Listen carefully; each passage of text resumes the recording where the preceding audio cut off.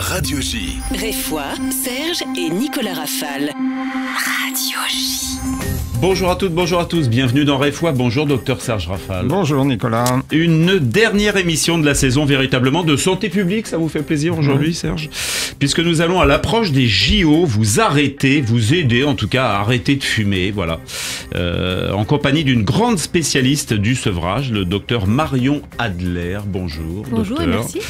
Pneumologue, tabacologue à l'hôpital Antoine Béclair de Clamart. Véritable plaie de notre société par sa fréquence et ses dangers, le tabagisme a plus que doublé depuis 1950, malgré les campagnes de sensibilisation, l'interdiction dans les lieux publics, quelques actions incitatives et le prix sans cesse croissant du paquet de cigarettes. La prévalence de ce tabagisme est élevé puisqu'on compte autour de 15 millions de fumeurs en France, dont 12 millions quotidiens. Chiffre élevé et terrible puisque le tabac tue chaque année environ 8 millions de personnes dans le monde, soit plus que le sida, la tuberculose et le paludisme réunis, un peu moins que la pandémie récente de Covid. Eh bien, pour vous donner une image plus parlante, il est responsable directement, le tabac, ou indirectement, en France, de quelques 75 000 décès par an, ce qui représente le crash d'un avion de ligne chaque jour. Heureusement qu'on ne fume plus dans les avions, ça tombe bien. On peut bien sûr réussir à stopper seul, mais un accompagnement médical constitue une solution préférable car plus efficace, raison de la présence bien parmi nous du docteur Marion Adler, engagé de longue date dans la lutte contre ce fléau. C'est la première partie de Réfoy, le grand entretien. Docteur Serge Rafale. Radio J. Réfoy, Serge et Nicolas Rafale. Radio J. Docteur Adler, bonjour. Bonjour. Merci d'être avec nous pour cette dernière de la saison. Alors nous allons profiter, comme l'a dit Nicolas, de l'imminence des JO pour nous mettre ou nous remettre au sport et à l'activité physique. Et grâce à vous, à stopper la cigarette, un des principaux facteurs de risque pour la santé, la première cause de mortalité évitable. Un sevrage tabagique, entrepris seul est bien sûr possible, mais problématique, d'où l'intérêt de se faire accompagner par un spécialiste de cette prise en charge. Nous allons d'abord dresser un constat dont personne ne nie la gravité, puis nous verrons quels progrès récents ont été apportés dans cet accompagnement. Vous nous expliquerez les préalables, la mise en œuvre pratique du sevrage, la place des substituts nicotiniques, de la cigarette électronique, des médicaments pour améliorer les chances du sevrage. Voyons, si vous voulez bien, le constat. Donc, le tabac constitue un alarmant problème de santé publique, avec, Nicolas l'a dit, 75 000 morts, soit en France plus de décès qu'à l'alcool, plus le sida, plus les accidents de voiture, plus les suicides réunis. Malgré des effets d'annonce réguliers et quelques mesures ponctuelles, la lutte contre le tabac constitue globalement un échec. Alors, on ne peut pas dire ça. Alors, d'abord, juste, je précise, je ne suis pas pneumologue, je suis généraliste et tabacologue, parce que je ne suis pas spécialiste en pneumologie. Alors, on ne peut pas dire que ce soit un échec, parce qu'il y a quand même des mesures de santé publique qui ont fait leur preuve d'efficacité, comme par exemple l'augmentation du prix, et en parallèle, surtout, le remboursement des traitements. Alors ça a été quelque chose de très important, parce qu'on voit en Angleterre, qui sont bien précurseurs là-dessus, qu'ils ont un taux de tabagisme bien plus bas, ils font beaucoup mieux, et ils ont depuis longtemps mis un prix du paquet de cigarettes bien plus haut et des mesures de prise en charge totalement remboursées. Donc ça, c'est efficace. Déjà, ce qu'il faut dire à nos interlocuteurs fumeurs, c'est que la première chose, c'est quand on arrête de fumer, vous l'avez bien dit, Jeux Olympiques, il y a une amélioration de la santé physique, mais aussi de l'endurance. En effet, on élimine le monoxyde de carbone qui est un des gaz qui est toxique et qui prend la place de l'oxygène. Et quand vous êtes en 24 à 48 heures après l'arrêt du tabac, mieux oxygéné, vous améliorez vos performances d'endurance et donc c'est très à la mode pour les Jeux Olympiques. C'est important parce qu'il y a un vrai bénéfice. Ce que craint le fumeur, c'est quoi ? C'est de souffrir du manque. Et le manque, c'est le manque de nicotine. Donc il y a clairement dans la fumée de tabac, la fumée est toxique, mais le fumeur fume pour la nicotine. Or la nicotine n'est ni mauvaise pour le cœur, ni pour les poumons, n'est pas cancérigène, elle n'est contre-indiquée chez personne, chez aucun fumeur en tout cas. Et surtout, on peut la donner parce qu'il n'y a pas de contre-indication chez des patients cardiovasculaires, chez les patients qui ont un cancer, chez les femmes enceintes. On peut donner de la nicotine, il n'y a pas de toxicité physique, mais la nicotine est une substance extrêmement addictive et c'est ce que craint la personne qui va arrêter de fumer, c'est de souffrir de ce manque de nicotine. 15 millions de fumeurs en France, comment se répartissent-ils ? Le sexe ratio, c'est autant d'hommes, de femmes? Écoutez, moi j'ai des patients de tout sexe et de tout âge. Et j'ai des patients aussi bien très jeunes, mineurs, que des patients très âgés qui tout d'un coup se rendent compte qu'ils ont du mal à respirer quand ils vont chercher leur pain et qui sont améliorés par l'arrêt du tabac en 24 à 48 heures grâce au fait qu'ils éliminent justement cette fumée. Et donc, c'est important de pouvoir éliminer cette fumée sans la souffrance. Et sans la souffrance, ça veut dire en prenant de la nicotine. Et c'est ça qu'on va voir. Je vous posais la question parce qu'on dit que les femmes, en fait, fument de plus en plus. Oui, alors, si vous voulez, les courbes montrent que les hommes ont atteint un pic et il y a une diminution du nombre de fumeurs chez les hommes. Les femmes n'ont pas encore atteint le pic et vont avoir une diminution plus tardive. Mais en gros, il y a des hommes et des femmes qui fument. Et il y a autant de toxicité chez l'un et chez l'autre. Il n'y a aucune protection d'un sexe plus de l'autre. Cigares, pipes, cigarettes, même combat, même toxicité. Même combat, ce qui est toxique, c'est la fumée et la combustion, peu importe ce qu'il y a dedans. Donc le cigare, c'est du tabac. Même s'il n'y a pas de papier, ce n'est pas la combustion du papier qui est toxique, mais la combustion du tabac. La pipe, c'est aussi la combustion. À partir du moment où il y a combustion, il y a fumée, il y a toxicité. Si vous respirez 20 fois par jour un feu de cheminée chez vous, eh bien, vous allez avoir les mêmes risques cardiovasculaires, respiratoires et cancer. Donc, la fumée est toxique. On est fait pour respirer l'air ambiant, mais pas du tout pour inhaler de la fumée. Le fumeur perd 7-8 années d'espérance de vie. Alors très clairement, oui, en fonction de ces facteurs de risque. On ne peut pas dire telle personne va perdre tant et une autre va perdre tant. Ça dépend des facteurs de risque. Comme je ne sais pas si j'ai des facteurs de risque plus cardiovasculaires, respiratoires ou cancer, le mieux c'est l'arrêt du tabac, c'est la prévention générale. Si évidemment j'ai des facteurs de risque familiaux, je sais que je vais avoir plus de risques de faire un cancer du poumon si j'ai un père ou une mère qui a fait un cancer du poumon. Mais si on n'a pas de connaissances sur ces gènes, évidemment, chez tout le monde, l'arrêt du tabac est conseillé au plus rapide. 5 cigarettes par jour, c'est dangereux. 5 cigarettes par jour, c'est toujours dangereux. Une étude suédoise avait montré il y a quelques années que 1 à 3 cigarettes par jour multiplie par 3 le risque cardiovasculaire, alors qu'un paquet par jour le multiplie par 5. Donc vous voyez que dès un petit tabagisme, il y a un risque très important au niveau cardiovasculaire, mais aussi au niveau cancer. Donc il n'y a pas de cigarettes non dangereuses. C'est important à dire parce que certaines personnes se rassurent en pensant qu'elles ne fument que quelques cigarettes par jour. Pourquoi fume-t-on? Un plaisir, un esclavage? Alors, c'est une dépendance et c'est donc une maladie chronique, la dépendance. C'est comme la dépendance à l'alcool, la dépendance à d'autres substances. À partir du moment où c'est la dépendance à une substance toxique, comme l'alcool, les drogues, comme l'héroïne, la cocaïne, le cannabis, le tabac, c'est une dépendance qui est une maladie chronique. Et on peut s'en sortir en ayant des traitements adaptés à cette maladie chronique. Il ne faut donc pas culpabiliser parce qu'on est fumeur, ce n'est pas un vice. C'est une vraie maladie, la dépendance. Et si on n'arrive pas à sortir de cette maladie sans une aide, il faut absolument se faire aider. Et ça permet d'arrêter sans prise de poids, sans souffrance du manque, sans anxiété, sans dépression. Et c'est important. Et en plus, au bénéfice évidemment financier qui va être immédiatement là parce que les traitements sont complètement remboursés. Vous pouvez nous dire un mot sur les stratégies des industriels? Alors, les stratégies des industriels, moi je suis vraiment médecin, je ne connais pas trop les stratégies des industriels. Ce qui est clair, c'est qu'il y a beaucoup de fausses informations, comme par exemple l'industrie du tabac sort de nouvelles cigarettes qu'ils estiment être le tabac à chauffer et pas le tabac à fumer.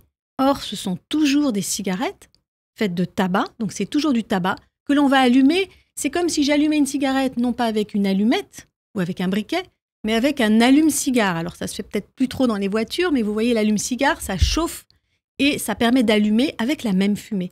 Alors, finalement, l'industrie du tabac fait croire que les IQOS ou les HEETS sont une manière de fumer moins dangereuse. Or, c'est faux. Alors, c'est vrai qu'il y a peut-être 75% de toxicité plutôt que 100%, mais il y a la même toxicité. Ça veut dire que votre cancer du poumon, vous le ferez peut-être quelques mois plus tard, votre infarctus peut-être quelques années plus tard, mais vous avez les mêmes risques santé. Je n'estime pas que c'est une réduction de risque. Et on ne confond pas le tabac à chauffer avec la vape qui n'a rien à voir, qui n'est pas faite avec du tabac.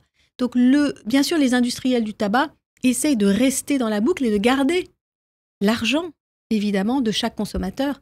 Mais il ne faut pas s'y tromper. Je vous posais la question parce qu'on dit qu'ils ont influencé, déformé, discrédité toutes les études qui évoquent le danger du tabac. Alors là, c'était il y a quelques années. Je pense que maintenant, ils ne peuvent plus. Et comme ils ne peuvent plus dire que le tabac c'est dangereux, ils disent le tabac à fumer est dangereux, prenez du tabac à chauffer, c'est moins dangereux, ce qui est vraiment en grande partie totalement faux. À la longue, c'est le même risque. Donc c'est important parce qu'ils essayent de rentrer par la petite porte quand il y a eu un barrage dans la grande porte. Donc c'est important de savoir qu'il y a quand même des risques santé majeurs avec le tabac à chauffer. Et c'est une manière de garder finalement l'argent du contribuable, de garder l'argent de celui qui va tomber dans le piège de cette dépendance à la nicotine par le tabac. Alors, voyons le sevrage, puisque c'était le titre de notre émission. Il y a un bon moment pour stopper le tabac. Alors, en pratique, le moment, il va être très personnel pour chacun. Il y a toujours un bon moment. Souvent, ce que craignent les gens qui arrêtent de fumer, c'est « je vais être plus stressé, je vais être plus angoissé, donc ce n'est pas le moment ». Finalement, quand on a les traitements adaptés, qu'on a la bonne dose de nicotine pour l'arrêt du tabac, mais finalement, chaque moment est le bon moment. Le plus tôt, c'est le mieux. Chacun doit choisir, on va dire, un moment qui n'est pas trop lointain, qui est par exemple dans 2-3 jours, mais là, je pense que ça va être le bon jour pour essayer une journée.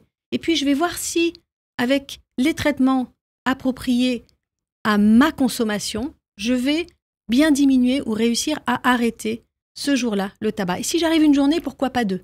Et si je suis passé de 20 cigarettes à 3 dans la journée, c'est déjà très bon signe. Et si je suis passé à 3, je peux maintenir à 3 quelques jours, puis essayer de passer à 2, puis à 1, puis 1 jour sur 2, et puis 0. Chaque stratégie est valable en fonction de chacun. Quand j'ai un patient en face de moi, je ne lui impose rien. Je lui explique que ça va être à son rythme. C'est moi donc qui vais suivre. C'est pas du tout ou rien comme on pouvait l'imaginer. Certaines personnes trouvent que c'est beaucoup plus simple du tout ou rien, parce qu'un certain jour, on se dit là, au lieu de prendre des cigarettes, je vais prendre des pastilles. À partir de maintenant, j'arrête. Voilà. Et c'est plus simple que d'être dans l'ambivalence. Est-ce que j'en prends une ? Est-ce que je prends un chewing-gum ? Est-ce que je prends une vape ? Etc. Certaines autres personnes ne se sentent pas capables d'être du jour au lendemain à 0 et vont pouvoir faire une diminution progressive, mais je vais leur donner la même dose de nicotine que s'ils voulaient être à 0, parce que ça leur permet de se rendre compte que ça marche. C'est comme si vous avez une fracture de jambe et qu'on vous donne des béquilles. Si ces béquilles sont trop petites, bien sûr, vous n'allez pas ressentir le bénéfice des béquilles. Si on vous donne les béquilles à votre taille, plus le plâtre, vous allez voir que vous allez pouvoir remarcher le temps que la fracture consolide. Et ensuite, tout doucement, on enlève les béquilles. Donc, comme la nicotine n'est pas dangereuse, on peut prendre les béquilles de la nicotine sous la forme qui plaît le plus à celui qui va arrêter de fumer, et surtout suffisamment longtemps pour que ce soit le temps de réapprendre cette vie sans tabac, et que ça se fasse en douceur. C'est pour ça que je dis à mes patients, je vais vous suivre et non pas l'inverse, et je vais suivant votre ressenti pour vous proposer des traitements adaptés à ce dont vous avez besoin, personnellement. La motivation est essentielle, j'imagine. La motivation, elle est souvent entravée par la peur du manque. Donc si l'on sait qu'on peut très bien essayer, il n'y a plus une histoire de motivation. De dire il faut revenir quand vous serez motivé, c'est totalement, à mon avis, obsolète. Et plus aucun médecin ne devrait dire ça. Il faut dire, vous pouvez essayer sur une journée, je peux vous donner les traitements qui vont être la béquille pour vous rendre compte que c'est faisable. C'est comme si vous disiez à un patient qui a du cholestérol, on va attendre que vous soyez motivé pour vous donner un traitement pour faire baisser ce cholestérol. Ou un patient qui n'a plus de sécrétion d'insuline, on va attendre que vous soyez motivé pour vous donner un traitement à base d'insuline. On n'attend jamais. On va dire au patient, vous avez fait un infarctus, on va vous donner un traitement parce que votre cholestérol est trop haut, voici ce que vous devez prendre et ça va vous aider. On devrait faire la même chose avec le tabac. Et en effet, c'est le professeur Dotzenberg qui dit toujours, il faudrait à chaque fumeur lui proposer un traitement, même sans motivation. Et il se rendra compte que ça marche et ça pourra l'aider à, au fur et à mesure, sortir de cette maladie dépendance au tabac. Vous nous avez donné votre sentiment sur la motivation, la prise de poids. Elle est systématique sur l'arrêt du tabac? Alors non, ce qu'il faut savoir, c'est que le manque de nicotine va pouvoir provoquer de l'angoisse, du stress, de la déprime et des fringales. Ça, ce sont les signes de manque de nicotine. Donc si vous donnez énormément de nicotine à la dose suffisante à quelqu'un qui arrête de fumer, il ne va pas ressentir de stress, il ne va pas ressentir de déprime et il ne va pas avoir les fringales du manque. En particulier, il aura besoin de la nicotine d'urgence. La nicotine d'urgence, c'est ce que l'on prend quand tout d'un coup j'ai envie de fumer malgré le patch. Eh bien, je peux prendre un apport de nicotine supplémentaire qui va me permettre au coup par coup de calmer en quelques minutes cette envie de fumer. C'est comme un traitement contre la douleur chronique. Un traitement contre une douleur chronique, on va proposer un traitement à libération prolongée. Ça, ce sera le patch. Et on va proposer à chaque douleur, malgré le traitement à libération proposé, malgré le traitement à libération prolongé, on va proposer un traitement d'urgence. Le traitement de nicotine d'urgence, ça va être toutes les formes orales de nicotine, qui sont les gommes, les pastilles, le spray, l'inhaleur, et pourquoi pas la vape ou cigarette électronique. On peut les associer, les patchs, les gommes. Il faut les associer. Les études scientifiques qui sont les plus efficaces au niveau de la substitution sont celles qui montrent l'association entre un traitement à libération prolongée, le patch, associé aux formes orales à la demande du patient, vraiment comme un traitement d'une douleur chronique. Et ça permet vraiment d'avoir suffisamment de nicotine pour sortir en douceur, sans souffrance, de la dépendance au tabac. Les patients se posent souvent la question de savoir si c'est dangereux de continuer à fumer alors qu'on utilise un patch. Voilà, c'est extrêmement important, c'est ce que j'allais vous dire, et on est sur la même longueur d'onde. Il faut savoir que le patch n'est pas dangereux avec la cigarette. La cigarette est dangereuse. Toute cigarette est dangereuse. Toute cigarette, de toutes les façons, est toxique, mais pas plus avec un patch. Donc on peut fumer autant de cigarettes qu'on veut avec un patch. On va au final ressentir ce que l'on appelle la surdose de nicotine, et ça, chaque fumeur la connaît. C'est très simple et c'est facile. C'est pas nouveau. C'est peut-être des nausées, des maux de tête, une sensation un peu de barbouillement. Ça peut être la bouche pâteuse. Ça, c'est les signes de surdose de nicotine. Donc, si on a en effet, en prenant une cigarette avec un patch, une sensation qu'elle n'est pas bonne du tout, tant mieux. Ça permet d'avancer et de réapprendre sa vie sans tabac. Et puis, on se rend compte du coup qu'on a peut-être un peu trop pris de nicotine. Si avec des gommes à la nicotine, tout d'un coup, je ressens la même chose, un peu la bouche pâteuse, un peu de nausée, je passe à des chewing-gums normaux pour calmer certaines envies de fumer. Mais clairement, tant que j'ai encore envie de fumer avec un patch et des formes orales de nicotine suffisamment adaptées, ça veut dire que peut-être que je n'ai pas la bonne dose de nicotine. Il ne faut pas hésiter à mettre un deuxième patch, un troisième patch, peu importe le nombre de patchs. La dose trop forte, c'est la dose que l'on ressent comme quand on a trop fumé dans une soirée. Et encore une fois, cette dose-là ne va pas être dangereuse, mais désagréable. Et à ce moment-là, on retourne à la dose inférieure. Et il y a un temps limite pour utiliser les substituts. Quand je vous écoute, on dit le patient va continuer, il n'y a pas de limite. Pas de limite. Et soyez tranquille, la nicotine n'est pas dangereuse. Les substituts maintenant sont remboursés sur prescription aussi longtemps qu'on en a besoin. Moi, j'ai des patients qui sont sous substitution pendant des mois, voire des années. Il n'y a pas de danger à être sous substitution, donc on est tranquille. Le plus important, c'est de savoir que plus on fait très progressivement la diminution des substituts, moins on a le risque de prise de poids. Et vous avez parlé de ça, c'est important. Gérer une prise de poids, une non-prise de poids dans le sevrage tabagique, c'est important, et en particulier pour beaucoup de femmes. Et il faut savoir que si on a la bonne dose de nicotine, si on se met à bouger un petit peu, à faire une activité physique qui vous plaît et qu'on mange équilibré, il n'y a pas de risque de prise de poids. Et ça, c'est important. Donc, il faut vraiment une sorte d'équilibre entre un petit peu de mouvement, un petit peu plus que d'habitude peut-être, ou commencer à faire un peu de mouvement si on n'en faisait pas jusque-là. La dose de nicotine adaptée, il ne faut pas hésiter à la remonter et évidemment manger équilibré. Quelle est la place, Dr Adler, de la cigarette électronique ? Est-ce que c'est actuellement le leader des méthodes de sevrage ? Alors absolument, si l'on voit la dernière étude Cochrane, qui est une étude qui fait vraiment état de beaucoup d'études dans le monde, on s'aperçoit que la cigarette électronique a une efficacité par rapport à des substituts nicotiniques 60% supérieure. Donc ça, c'est-à-dire que c'est un bon élément dans l'arrêt du tabac. Ce n'est pas un traitement, mais beaucoup de gens sont vraiment aidés par la cigarette électronique. Alors moi, j'appelle ça plutôt la vape ou vapoteuse parce que ce n'est pas une cigarette. La vape ou vapoteuse ou cigarette électronique ne comporte pas de tabac. Il s'agit de propylène glycol qui, au contact de la résistance dans cette cigarette électronique, va permettre la vaporisation de la nicotine. Bien sûr, il faut prendre de la nicotine dans la cigarette électronique quand on arrête de fumer parce que c'est la base. Encore une fois, c'est l'apport de nicotine qui va permettre de sortir facilement et avec plaisir du tabagisme. Vous dites que la cigarette électronique toute seule, ça peut être insuffisant en fait, parce qu'il n'y a pas suffisamment de nicotine. Non, ça peut être suffisant, mais ça peut être insuffisant. Et il ne faut pas hésiter à associer la substitution nicotinique à la cigarette électronique. On associe les deux méthodes. C'est ce que je propose en tout cas en consultation très souvent, en fonction de l'expérience du patient. C'est pour ça que je vous dis, je suis le patient. S'il a déjà une expérience de cigarette électronique, qu'avec la cigarette électronique, il arrive à bien diminuer son tabagisme, je vais associer les substituts nicotiniques à la cigarette électronique pour arriver à 0 cigarette. S'il n'a pas d'expérience de cigarette électronique et que les substituts nicotiniques lui suffisent pour être à 0 cigarette, on va y aller avec les substituts nicotiniques. Si par contre, au bout d'un certain temps avec les substituts, il n'arrive pas à sortir du tabagisme, je vais lui proposer d'associer la cigarette électronique. J'ai beaucoup appris finalement en consultation avec mes patients sur la cigarette électronique. Au début, j'étais très méfiante et au fur et à mesure que j'ai compris que ça les aidait et que j'ai vu les études qui analysent ce qu'il y a dans la cigarette électronique, j'ai vraiment pu utiliser la cigarette électronique et la conseiller à mes patients. Donc ce qu'il faut savoir, c'est que ça peut être un très bon élément associé au substitut nicotinique, mais certaines personnes vont arrêter la cigarette avec la cigarette électronique uniquement, ils vont arrêter le tabac. Donc, mais à l'inverse, et on l'a lu dans la presse professionnelle, 15% des ados l'ont essayé alors qu'ils n'avaient jamais fumé. alors, ça aussi, c'est des chiffres un petit peu controversés. D'accord. On voit dans certains pays comme en Australie et en Nouvelle-Zélande des comportements totalement différents. En Nouvelle-Zélande, il y a eu l'interdiction jusqu'en 2019-2020 de la cigarette électronique, puis ils ont autorisé la cigarette électronique dans l'utilisation du grand public.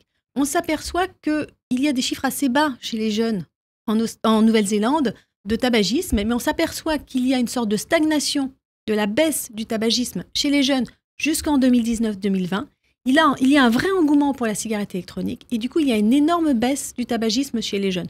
Donc la cigarette électronique agit plus comme concurrent de la cigarette chez les jeunes. La cigarette électronique est plutôt un concurrent, c'est-à-dire que les jeunes savent que la cigarette est dangereuse et maintenant vont plutôt aller vers la cigarette électronique plutôt que vers la cigarette. Il y a bien sûr certains jeunes chez qui on peut se poser la question s'ils vont directement vers la cigarette électronique.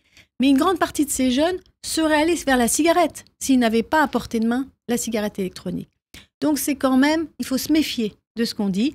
Et clairement, tant qu'on voit les chiffres du tabagisme qui baissent, et c'est le cas en France, c'est le cas en Nouvelle-Zélande, c'est le cas en Angleterre, je pense qu'il On n'a pas assisté à une remontée avec le Covid ? Alors, avec le Covid, chez les jeunes, je ne sais pas exactement quels sont les chiffres, mais en tout cas, après le Covid, c'est sûr qu'il y a une continuité de la baisse et une utilisation plus importante de la cigarette électronique. Donc, clairement, s'ils vont plutôt vers la cigarette électronique que d'aller vers la cigarette, c'est clair que c'est bien mieux au niveau de la santé.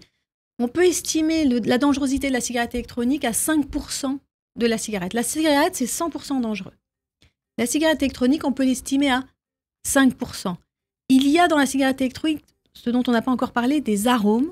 Et ces arômes, en France et en Europe, ça suit les normes AFNOR de ce qui est ingérable, c'est-à-dire des éléments que l'on peut ingérer dans l'alimentation. Il y a donc des règles très strictes pour l'ingestion de certains édulcorants dans des gâteaux et des choses comme ça.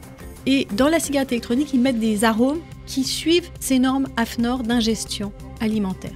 Donc clairement, la cigarette électronique est composée de Pas de propylène. raison de se méfier donc, des arômes de la cigarette. Il n'y a pas de raison de se méfier de la cigarette électronique en soi pour l'arrêt du tabac. Bien sûr, je vais conseiller à tous mes patients une utilisation de la cigarette électronique leur permettant de sortir du tabagisme pour après pouvoir l'arrêter.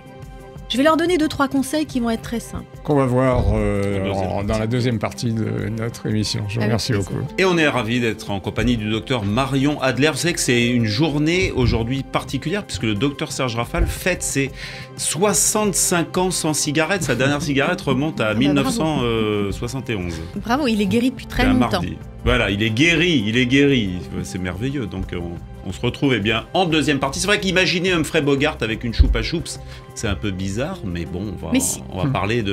Vous vous rendez compte ce que vous avez économisé depuis 65 ans? Ah bah oui, un PEL. Pas seulement la santé, mais alors au niveau financier, on À n'en tout de parle pas. suite, à tout de suite pour la deuxième partie. Radio J. Réfoy, Serge et Nicolas Rafal. Radio J.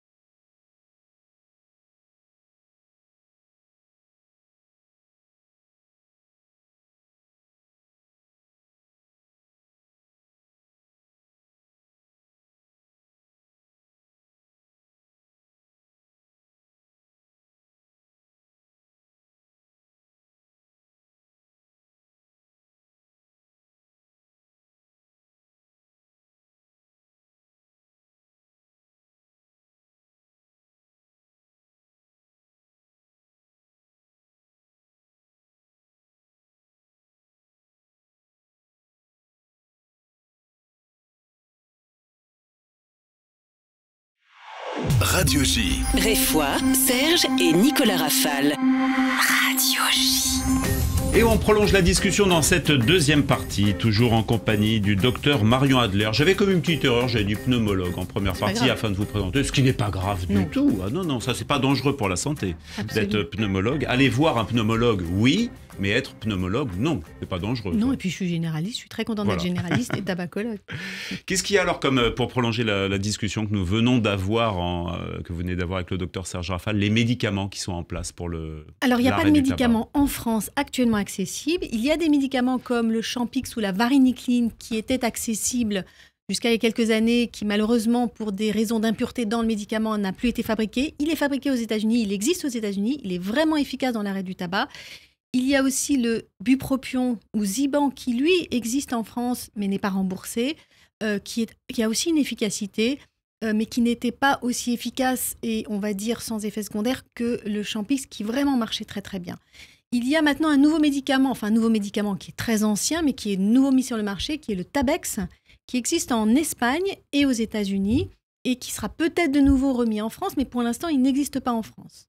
Donc, ce sont des médicaments qu'on ne peut pas vraiment prescrire en France, mais on peut les avoir dans d'autres pays. Donc, j'espère qu'on va les avoir en France de nouveau. C'est une histoire de générique et de disponibilité de certains labos. Mais vous disiez la difficulté pour les fumeurs qui, parfois, aiment ça, la difficulté d'arrêter. Combien vous voyez dans votre patientèle de gens qui sont motivés jusqu'à écouter, entendre et puis franchir enfin le cap de passer de l'arrêt complet. Mais de l'arrêt complet. Si vous leur dites les mots qu'il faut à vos patients, même s'ils ne sont pas motivés, si je vois un patient qui est sont venu... lesquels mots? Alors c'est très simple, il faut savoir qu'il existe des traitements actuellement qui peuvent vous aider à arrêter de fumer sans souffrir, qui sont accessibles pour tout le monde, qui ne sont pas dangereux, parce que c'est la nicotine qui n'est pas dangereuse. Vous pouvez aller à votre rythme, vous pouvez arrêter d'un coup ou arrêter progressivement. Vous pouvez les essayer sur une journée pour voir comment ça marche sur vous. Et vous allez voir que vous allez non seulement vous trouver beaucoup moins stressé et énervé que quand vous ne prenez pas de tabac, parce que vous aurez votre dose de nicotine, mais en plus vous allez économiser, parce que quand même un paquet par jour, c'est jusqu'à 300 € par mois. Vous imaginez par an, 3600 € par an, voire plus. Et puis vous allez aussi économiser au niveau santé. Et le bénéfice, il est immédiat, il n'est pas dans 10 ans. Le bénéfice à l'arrêt du tabac, c'est 24 heures après l'arrêt du tabac, c'est-à-dire l'élimination du monoxyde de carbone qui se trouve dans la fumée de cigarette en 24 heures. Donc, oxygénation normale au bout de 24 heures. Donc, bénéfice immédiat, économie santé, économie au niveau financier et surtout bénéfice parce que c'est en douceur et dans la joie et dans de plus en plus d'agréable, parce que quand on respire mieux, c'est beaucoup plus agréable. On sait que l'OMS voulait passer d'ici 2030, parce que la prévalence du tabac, c'est de 24% à 13%. Ils voulaient, d'ici 2030, on en est, j'ai l'impression, alors dans certains pays, c'est déjà fait. Dans d'autres pays, non. Alors il faut qu'on se pose les questions, qu'on suive l'Angleterre, qui est bien mieux que nous, en effet, à ce niveau-là. Donc il faut qu'on voit dans les pays où les mesures de santé publique ont marché et qu'on suive les mesures de santé publique. On fait déjà pas mal en France parce qu'on est mieux que d'autres pays. Où est-ce qu'on en est en France par rapport? Est-ce qu'on est un pays par rapport à d'autres pays où ça fume pas mal? Ça fume pas mal en France, un peu trop, évidemment beaucoup, mais par c'est toujours trop. Aux autres pays? Par rapport à l'Angleterre, on n'est vraiment pas bon. Par rapport à d'autres pays d'Europe, on est meilleur parce que on rembourse les substituts nicotiniques et ça, c'est vraiment un énorme pas en avant. Grâce à Agnès Buzyn qui avait imposé ça dès le départ de son mandat comme ministre de la Santé. On la remercie parce qu'elle a tout à fait compris, elle avait compris depuis longtemps que c'est une maladie chronique et qu'il faut rembourser ça au même titre que toute maladie chronique. Donc, le remboursement complet avec mutuelle et sécu, ça c'est vraiment très important. Et puis, l'augmentation bien plus rapide des prix, pas quelques euros, mais une vraie augmentation des prix. Rapide et très fréquente. Vous parlez du Royaume-Uni, les chiffres, vous ne parlez pas de la Suède. La Suède a apparemment le plus bas taux de fumeurs d'Europe. Alors, la Suède, ils ont une tradition qui est que l'industrie du tabac a changé le tabac à fumer par les snus. Les snus, ce sont des petits sachets de tabac qui se mettent entre la gencive et la joue et qui diffusent la nicotine. Et ce n'est donc pas du tabac fumé, mais du tabac un peu comme du tabac à chiquer. C'est une tradition en Suède qui est autorisée en Suède, qui n'est pas autorisée dans les autres pays d'Europe. Et c'est les Suédois qui ont le taux de cancer du poumon le plus bas d'Europe, grâce au fait qu'ils ne prennent plus de tabac à fumer. Donc je pense qu'on peut aussi en tirer des conclusions quand même, et surtout comprendre qu'il y a plein d'autres manières de prendre de la nicotine que de la fumer. On avait l'impression que, à travers toutes les campagnes, tout ce qui a été tenté, j'évoquais l'image un petit peu en souriant, bien que ce ne soit pas très drôle, d'Humphrey Bogart mâchouillant une choupa choups plutôt qu'une cigarette. Il y a eu bien sûr ça, l'effet du cinéma de John Wayne, d'Humphrey Bogart, les années 50. Le Cowboy Marlboro. Le Cowboy et Marlboro, bien sûr, Philip Morris. Il y avait une fleur à la fin.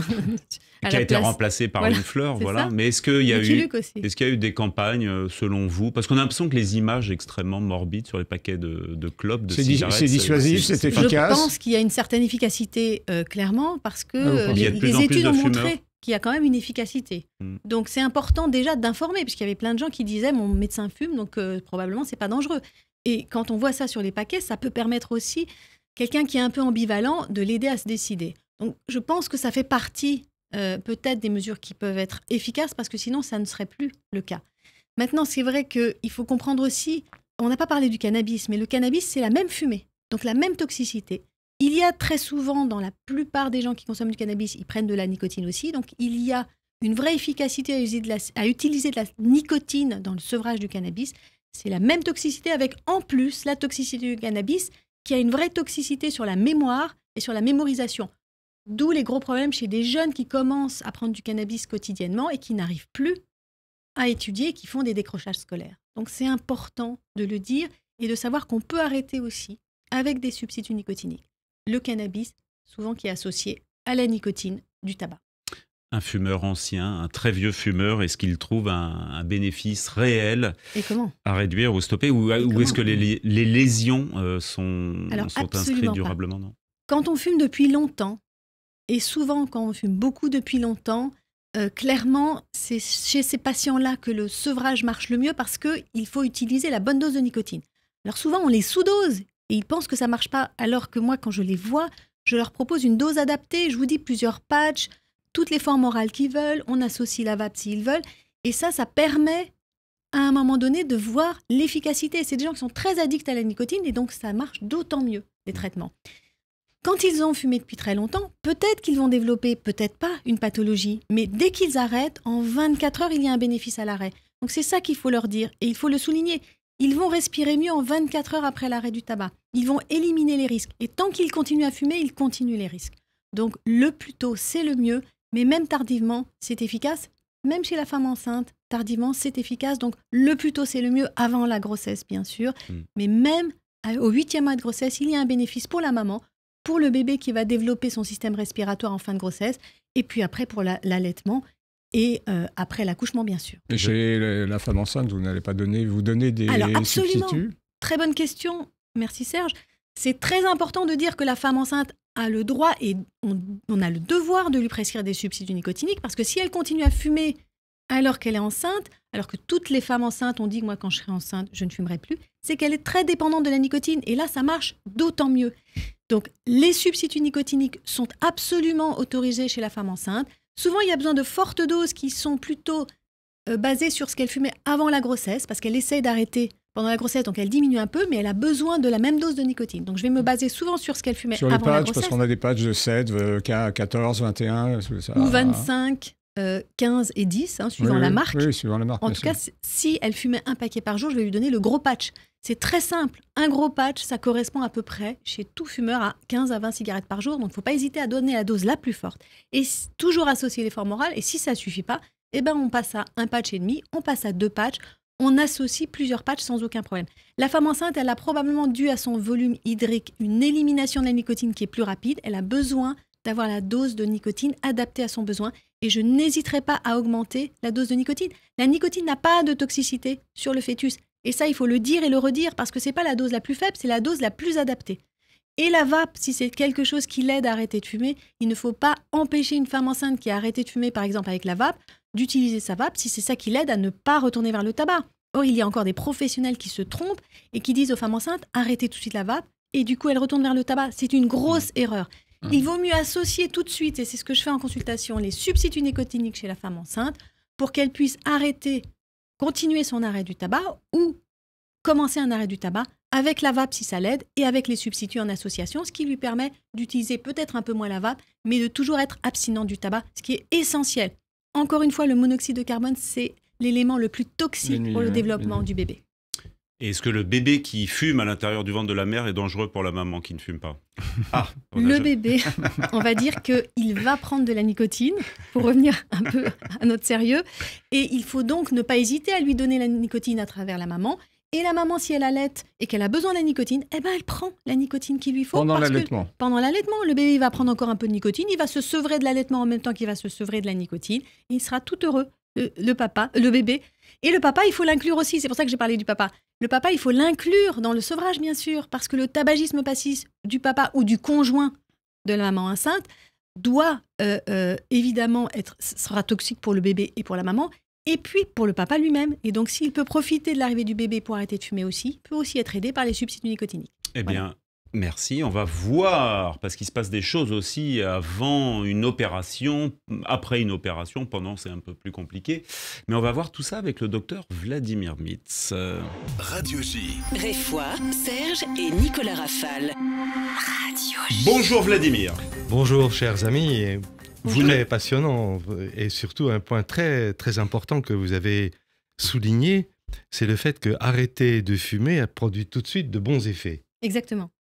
Alors, oui. Alors, on se prépare à une opération peut-être. Voilà. Combien de temps avant faut-il arrêter si on ne peut pas s'en passer le tabac? Grande Et question. les effets sur la peau aussi. Oui, Vous allez nous grande parler de tout question, oui, parce que si on regarde un peu ce qui se passe au microscope, qu'est-ce qui se passe quand on prend de la nicotine? C'est pas seulement le problème intellectuel, psychogène, de la mémoire, mais si on regarde les vaisseaux sanguins, par exemple, de très près, chez quelqu'un qui fume beaucoup, imaginez un vaisseau sanguin tout petit, comme nous avions à les traiter en microchirurgie. Ce sont des vaisseaux qui sont multicouches, ils ont en gros 3 couches. Eh bien, il se produit une sorte de fibrose, d'épaississement entre la couche interne, qu'on appelle l'endothélium du vaisseau, et la couche moyenne, qui est une couche musculaire. Et cet épaississement va donc rétrécir le diamètre des vaisseaux, ce qui veut dire qu'en cas de nécessité, moins de sang oxygéné va arriver au tissu qu'on doit traiter. Un deuxième élément qu'on a constaté et qui se superpose un peu à ce qu'on appelle l'artériosclérose, c'est le devenir des fibres élastiques qui se trouvent dans la couche moyenne du petit vaisseau, où il y a des muscles dans ces vaisseaux. Eh bien, petit à petit, les fibres élastiques se brisent, elles se cassent. Pourquoi? Parce que des ions calcium viennent se fixer, un peu comme si on allait cisailler les ressorts d'un lit, et le lit va s'effondrer. Et donc ce mécanisme biologique, c'est très important de bien l'imaginer. Chacun d'entre nous qui fumons, on se le produit comme un empoisonnement permanent. Et cet empoisonnement, on le produit pourquoi? Pour s'occuper des fois, pour passer du temps. Ce qui est stupide, il faut s'en sortir, surtout si on doit subir une intervention. Alors pour nous les chirurgiens plasticiens, on a 2 types d'opérations qui sont extrêmement dangereuses en matière de prise de tabac. C'est lorsqu'il faut décoller les tissus. Par exemple, si on doit faire un lifting du visage, où on doit décoller la peau, décoller le SMAS, sont des structures, donc on va les décoller, mais il faut que du sang continue d'arriver.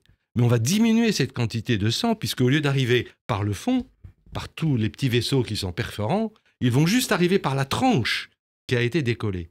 On va donc diviser par 100 la quantité de sang oxygéné qui arrive. Et si en plus les vaisseaux ont été abîmés par une prise de nicotine chronique, eh bien on prend de fumée. Parce que c'est pas la nicotine, c'est la fumée. Merci. Attention. Eh bien, on augmente considérablement les chances de ce qu'on appelle la nécrose, c'est-à-dire la mort des tissus.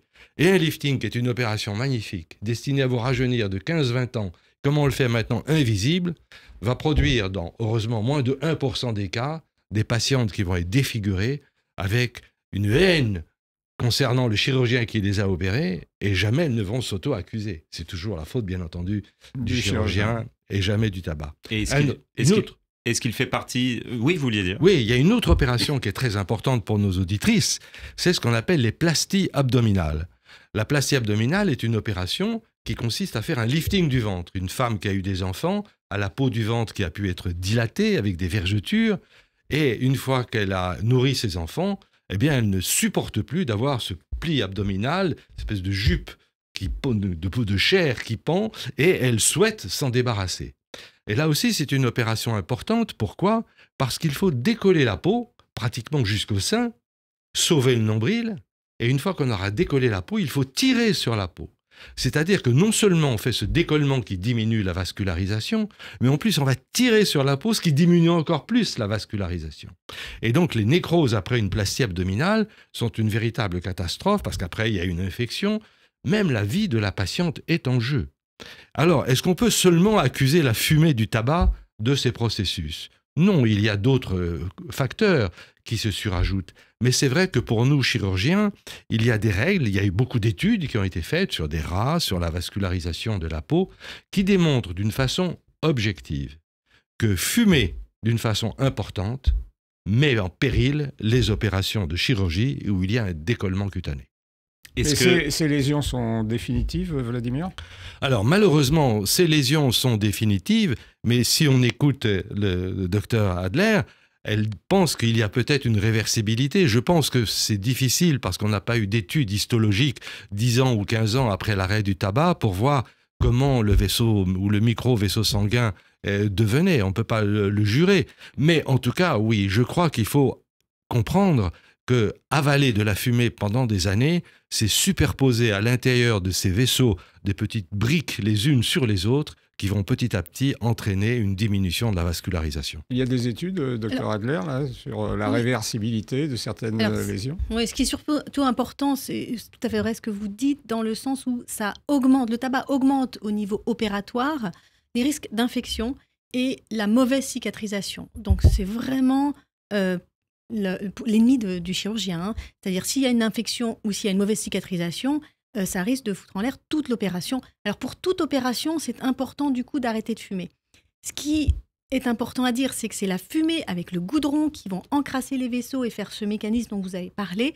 Et donc il y a tout à fait une possibilité de prendre de la nicotine parce qu'il n'y a pas de contre-indication. Au contraire, la conférence de consensus en périopératoire conseille de prendre de la nicotine pour arrêter de fumer au plus vite, pour éliminer la fumée.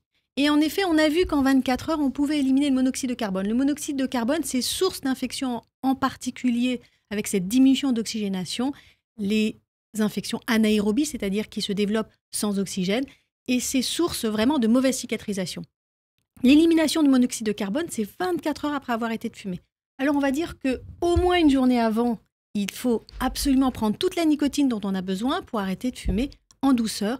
Le mieux étant, on va dire 3 semaines, 1 mois avant l'arrêt du tabac. Pourquoi ? Parce qu'il y a tout un mécanisme d'hypersécrétion des poumons qui peut se mettre en route quand on arrête de fumer. Au début, on va dire que ça dure 1 semaine à 2, les gens toussent un peu plus, c'est comme si les poumons se nettoyaient. Et à ce moment-là, c'est évidemment pas le moment où on a envie de faire une anesthésie générale. Donc en effet, l'idéal, c'est 3 semaines, 1 mois avant l'intervention. Le mieux, c'est de continuer après, bien sûr, pour la cicatrisation et la non-infection, et de continuer après pour le bénéfice santé en général. Donc en effet, une intervention peut être un bon moment pour arrêter, en sachant qu'on peut arrêter facilement en prenant la nicotine. On peut garder la nicotine pendant toute l'intervention et après l'intervention. Il n'y a aucune contre-indication. Avoir la nicotine en périopératoire, c'est-à-dire avant, pendant et après, et de poursuivre aussi longtemps qu'on en a besoin. Donc c'est très positif. Est-ce qu'il y a un réflexe de la part des chirurgiens ? Je sais que vous ne parlez pas au nom de tous les chirurgiens, Vladimir, mais est-ce qu'il y a un réflexe des praticiens pour dire tiens, est-ce que vous fumez avant cette opération ? Le docteur Adler a parlé des conférences de consensus. Nous, avec les anesthésistes, nous avons maintenant des règles qui sont très précises, qui corroborent ce que vous dites, avec peut-être un peu moins de souplesse que vous l'imaginez, parce que c'est vrai que nous disons à nos patients, ils ont d'abord 15 jours avant une opération pour se décider. C'est une loi importante, c'est la loi Kouchner qui leur donne la possibilité de réfléchir si oui ou non je me fais opérer. Mais on leur dit, l'idéal, vous arrêtez de fumer 3 semaines avant, parce que là, on a au moins la certitude qu'on ne peut pas vous faire de mal. Et rien n'est plus difficile pour nous que quand on revient faire la visite le soir d'une opérée, de la rencontrer juste sur le bas de la porte de l'hôpital ou de la clinique, avec déjà une cigarette dans la bouche, parce qu'elle n'a pas pu résister à cette addiction qui est terrible. Et donc c'est aussi vraiment notre rôle d'expliquer à la patiente pourquoi cette fumée est si dangereuse et nocive, parce que même quand l'opération a déjà été faite, le fait de recommencer le soir même va continuer de diminuer la vascularisation au niveau des zones tissulaires où nous avons opéré. Et donc pour nous, c'est un peu comme si on s'asseyait sur une zone que l'on veut protéger et pour laquelle il ne faut surtout pas s'asseoir parce qu'on va l'écraser. Et donc c'est à nous vraiment d'être d'une fermeté absolue. Et je dois dire que les patients, quand on leur a expliqué le mécanisme, se confortent et arrivent avec une certaine force psychologique à stopper le fait de fumer, sans même parfois avoir la nécessité de recourir ni à des patchs, ni à la nicotine, parce qu'il y a l'opération qui est là et qu'ils ne veulent pas se retrouver avec une nécrose, une infection ou une complication. C'est important pour nous de les motiver en disant « Pourquoi voulez-vous vous cracher en vol? Vous allez prendre l'avion, vous n'allez quand même pas aller tirer sur le pilote. » Les mots comptent double dont vous parliez tout à l'heure. C'est ça. D'où l'importance de ne pas leur dire « Il faut arrêter de fumer », mais de leur dire « Savez-vous qu'il existe des traitements ? Vous pouvez avoir une ordonnance qui vous permet d'avoir des traitements qui vont vous aider. » C'est vraiment important de dire à un patient « Vous avez une fracture de jambe, les béquilles sont là, qui vont vous aider à guérir et non pas essayer avec la volonté. » Donc c'est important de vraiment dans votre discours leur dire « Vous avez des traitements qui peuvent vous aider, n'hésitez pas, on peut vous les prescrire, l'anesthésiste peut vous les prescrire ou le tabacologue ou le généraliste peut vous prescrire. » Vous savez que les sages-femmes peuvent prescrire des substituts nicotiniques bien sûr, mais aussi les infirmiers et infirmières, aussi les kinés, les médecins du travail. C'est accessible à tous. Ces substituts sont complètement remboursés sur prescription de ces professionnels de santé. Donc c'est assez large. Vous pourriez, avec un petit protocole, leur prescrire. Et c'est vrai que ça peut aider les gens à ne pas retomber dans le tabac le lendemain de l'intervention, ce que vous disiez qui est essentiel. Je poursuis d'ailleurs l'intervention de Vladimir. On passe des opérés aux Jeux Olympiques. aux Jeux Olympiques. Les personnes qui pratiquent un sport, on voit à l'entrée des salles de sport, avant d'aller faire du sport, ils fument. Après, en sortant, ils fument avec la pompe cardiaque qui a été déclenchée. Il y a un risque cardiaque. Mais il y a toujours un risque cardiaque, pas plus ou moins avant ou après une épreuve. Simplement, le risque, c'est que la fumée favorise la vasoconstriction de ces petits vaisseaux dont vous parliez. Et c'est important parce que si on fait un effort, évidemment, à un certain moment, le risque de vasoconstriction en plus peut provoquer l'infarctus. Ce qu'il faut savoir, c'est que ces sportifs sont addicts à la nicotine et il faut absolument qu'ils prennent de la nicotine pour sortir de cette fumée qui leur donne un risque supplémentaire, évidemment, cardiovasculaire. Il nous reste 3 minutes dans ce passionnant réfois, le temps d'une cigarette, 3 minutes. Voilà, donc moi, je vous pose des questions très courtes. On est allé, voilà, comme ça. Faites de la provoque, là. On est allé, choper quelques informations et je vous demande de répondre assez rapidement. Pour stopper le tabac, choisir une période propice. Ça, vous l'avez un peu... Adapté à chacun. Oui, vous avez répondu. Mais ne pas trop attendre, ne pas se dire « je ferai ça quand, dans quelques années ». Non, le plus vite possible, c'est le mieux. Et trouver une journée ou deux où on essaye. Et si on voit que ça marche, on va continuer. Et ne jamais se dire j'arrête définitivement de fumer. Ça aussi, c'est un truc important, se dire j'arrête aujourd'hui, on verra bien demain. Et comme ça, on avance. On évite les circonstances qui doublent ou triplent la consommation de tabac. Refuser un dîner, d'aller voir des gens, pourquoi pas. Au début, on peut ou bien doubler la dose de nicotine quand on va à un dîner, et si on s'en sent tout à fait capable, et puis prendre ses gommes, ses pastilles, sa vape, que sais-je, pour l'aide pendant ce dîner. Et puis, si au tout début, dans les 2-3 premières semaines, c'est trop difficile, éviter l'alcool qui est le plus grand stimulant de l'envie de fumer, bien sûr. Éviter les dîners, c'est un peu triste, mais peut-être pas trop alcoolisé, parce que sinon, c'est un risque supplémentaire. Les gommes, c'est 2, 3, 4, autant 5 par jour, autant qu'on veut. À volonté. Autant qu'on veut. Les pastilles, c'est pareil. Moi, je prescris une boîte, qui sont assez importantes. Il y a 105 gommes dans une boîte de gommes. Je prescris une boîte par semaine maximum. Vous voyez, on a vraiment de quoi faire. Et dans les pastilles, c'est 96 pastilles par boîte. J'en prescris une par semaine. Donc, les gens peuvent prendre les pastilles, les gommes, l'inhaleur, le spray et le patch et la vape. Aucun problème. S'il y a une surdose, sauf la fumée. Tout sauf la fumée, vous avez raison. Et on peut se préparer, du coup, pour les soirées, pour des moments un peu plus à risque, sans aucun problème. Il nous reste 1 minute, se débarrasser de la gestuelle. Alors, une chose encore importante, j'ai une patiente qui dit « Moi, quand j'aurai 90 ans, je refumerai ». Ça lui permet d'arrêter de fumer et de se dire tous les jours « Voilà, j'ai arrêté de fumer, mais on verra bien plus tard. » 90 ans, elle n'en aura plus envie. Elle en a 35. Mais c'est une très bonne manière de faire. La gestuelle, très important. Il y a toutes ces formes orales qui vont aider à calmer la gestuelle. La gestuelle n'est plus du tout importante quand j'ai beaucoup trop fumé dans une soirée. J'ai trop fumé dans une soirée, j'ai un peu la nausée, j'ai un peu la bouche pâteuse, j'ai plus besoin de prendre ma cigarette. Quand j'ai fait un voyage en avion de 12 heures, là c'est très important la gestuelle parce que la gestuelle va m'apporter la nicotine. Donc la gestuelle de prendre une gomme, la pastille, l'inhaleur qui agit en 3-4 minutes, le cerveau va intégrer que le geste va calmer Le l'envie de spray fumer va en plus quelques... vite, peut-être. Alors le spray va plus vite, c'est pour ça que je ne l'ai pas nommé. Le spray, c'est 1 minute pour calmer l'envie de fumer. C'est très très rapide. La vape, c'est plus rapide aussi. Donc on va pouvoir faire le geste qu'on veut, qui remplace le geste cigarette, et le cerveau va intégrer très vite que d'accord, c'est pas les 7 secondes de la cigarette habituelle, mais 3-4 minutes, c'est faisable. Et dans la joie et dans la bonne humeur. Éviter les excitants, l'alcool et le café, adopter un régime alimentaire sain avec beaucoup d'eau, histoire de remplir l'estomac. Ça peut être quelques petites solutions. Et bouger, bien sûr, mais bouger, et c'est pas parce l'activité. qu'on n'aime pas faire du sport qu'on ne peut pas bouger. Si j'aime pas faire du sport mais que j'adore danser, je mets de la musique chez moi et je danse. Ce qui est important, c'est de savoir qu'on commence à puiser dans ses réserves à partir du moment où on fait plus de 20 minutes en continu d'une activité physique. Donc je peux danser chez moi plus de 20 minutes. Et à partir de 20 minutes, je commence à puiser dans mes réserves. Et c'est positif. Et la vraie liberté pour gérer n'est le pas poids. de fumer, mais d'arrêter. Voilà, profitez de cet été, toutes et tous. Et pour paraphraser, eh bien voilà, ça n'est pas parce que c'est difficile qu'il ne faut pas essayer. Bons Jeux Olympiques cet été, Vladimir. On se retrouvera en septembre. Hein, Ouais. de la fonte, du brocoli, 2 verres d'eau. Voilà. Merci en tout cas, Vladimir, pour cette saison. Merci Marion Adler, Avec grand docteur plaisir, Marion merci Adler, à vous. d'être venu pour cette dernière de l'année. Serge Rafale. Oui, dans l'oreillette, on me dit qu'il avait fumé la pipe, mais c'était il y a La très pipe, très longtemps. c'est aussi de la Mais fumée, c'est aussi pas toxique. bien, c'est Voilà. pas bien, mais c'était il y a C'est très pas, c'est longtemps. pas- Un c'est autre pas que c'est pas monde. bien, c'est une maladie chronique. Ouais, non, c'est pas bien. C'est pas une histoire Et de Serge jugement. Surpin qui a arrêté le cigare il y a une trentaine d'années, il y a une quarantaine d'années. Voilà, on était ravis d'être avec vous pour cette dernière de l'année. Bon été à toutes et à tous, amusez-vous bien. On ne peut plus fumer sur les plages, c'est une bonne nouvelle. Et on se retrouvera en septembre en pleine forme. Radio J. Réfoy, Serge et Nicolas Rafale. Radio J.